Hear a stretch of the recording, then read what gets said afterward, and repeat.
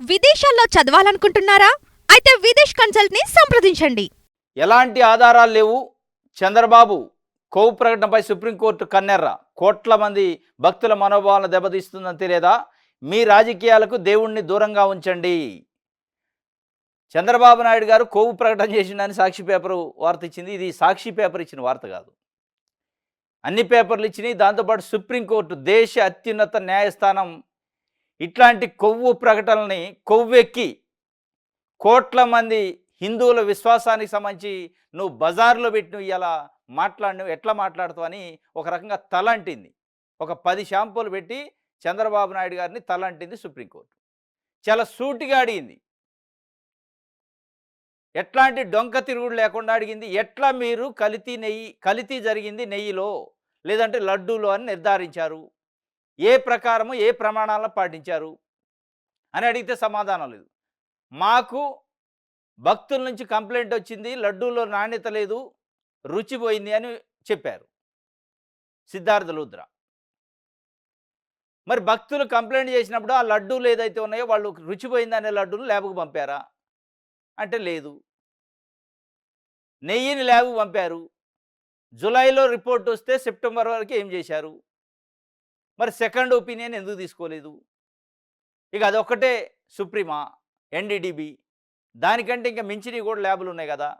నిజంగానే మీకు కమిట్మెంట్ ఉంటే, హిందూ మతభావాలపైన హిందూ విశ్వాసాలపైన నమ్మకం ఉంటే కల్తీ జరిగిందనే దాన్ని బయటికి తీయాలి అంటే ఇది పద్ధతి కాదు, ఇది రాజకీయం కోసం మీరు కొవ్వెక్కి ప్రకటన చేశారని చెప్పి చాలా స్పష్టంగా చంద్రబాబు నాయుడు గారు ముఖ్యమంత్రి పోస్టులో ఉండి ఒక కాన్స్టిట్యూషనల్ బాడీలో ఉండి దేవుణ్ణి కూడా రాజకీయాల్లోకి లాగుతావని నీ రాజకీయం కోసం అని డైరెక్ట్గా అడిగింది. ఇదే అంశం పైన తెలుగుదేశం పార్టీ కరపత్రాలైన ఆంధ్రజ్యోతి, ఈనాడు పత్రిక లాంటి పత్రికలు కూడా పెద్ద పెద్ద వార్తలు రాసినాయి. అయిపోయి అపచారం జరిగింది, జగన్మోహన్ రెడ్డి వచ్చి చేసిండని. చిన్న లాజిక్ మిస్ అయ్యారు. జగన్మోహన్ రెడ్డి ఎప్పుడో పోయిండు, ముఖ్యమంత్రిగా దిగిపోయిండు. వచ్చింది జూలైలో ఇష్యూ, జూలైలో ఉంది ముఖ్యమంత్రి, ఆయనకు సంబంధించిన అధికారులు. ఒకవేళ వేస్తే గీస్తే సిట్టు వాళ్ళపైన వేయాలి. ఇంకోటి కూడా అడిగింది సుప్రీంకోర్టు, సిట్టు దేనికి అవసరం? సెప్టెంబర్ 18 నాడు మీరు డైరెక్ట్గా అనౌన్స్ చేశారు, కొవ్వు కలిసింది, ఆవు జంతువుల కొవ్వు నెయ్యిలో కలిసింది అన్నాక సిట్ ఏమి ఇన్వెస్టిగేషన్ చేయాలిగా. కలిసిందని డిక్లేర్ చేస్తారు. ఎట్లాంటి ఆధారం లేకుండా కొవ్వు కలిసిందని విషం జిమ్మే ప్రయత్నం చేసిండు భగవంతుడు ప్రసాదాన్ని కూడా చంద్రబాబు నాయుడు గారు అని ఇలా సుప్రీంకోర్టు చాలా సూటిగా ఘాటైన వ్యాఖ్యలు చేసింది. ఒక రకంగా షాక్ ఇచ్చింది, ఏపీ ప్రభుత్వానికి షాక్ ఇచ్చింది. ముఖ్యమంత్రికి అయితే వ్యక్తిగతంగా తలాంటిన పని అయింది. ఏపీ ప్రభుత్వం తరపున, అదేవిధంగా టీటీడీ తరపున పాల్గొన్న అక్కడ అడ్వకేట్స్ సమాధానం చెప్పలేని పరిస్థితి. ఇబ్బడి ముబ్బడికి అసలు అడిదిప్పి కొట్టింది సుప్రీంకోర్టు. ప్రశ్నలు అడుగుతుంటే సమాధానం లేదు, ఎందుకంటే అది దొంగ పని కదా. అంటే జరగని అపచారాన్ని, జరగని కల్తీని, జరగని కల్తీ ప్రసాదాన్ని పబ్లిసిటీ చేయడానికి చేసిండు కాబట్టి జరగని దానికి ఏం చెప్తారు పాపం వాళ్ళు. ఈయన కథ ఇక్కడ జరగందని చంద్రబాబు నాయుడు గారికి తెలుసు, అక్కడ ఉన్న ఈవో గారికి తెలుసు. ఎందుకంటే ఈవో గారు ఈయన సెప్టెంబర్ 18 నాడు కల్తీ జరిగింది అని కుండ బద్దలు కొడితే సెప్టెంబర్ 20 నాడు కల్తీ జరగలేదు, జరిగిన నెయ్యిని వాడలేదు అని చెప్పిండు.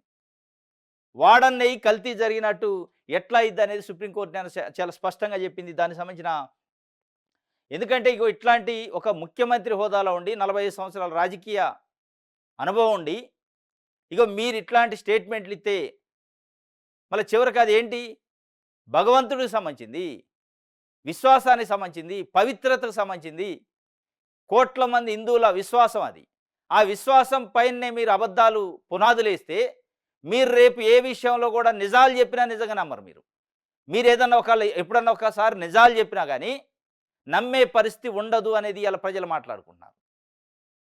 మీరు ఇంత సున్నితమైన అంశంలోనే పచ్చి అబద్ధాలు ప్రచారం చేశారు జగన్మోహన్ రెడ్డి కోసం, వైఎస్ఆర్సీపీని ఇరికియటం కోసం అనేది ప్రజలు అనుకుంటున్నారు.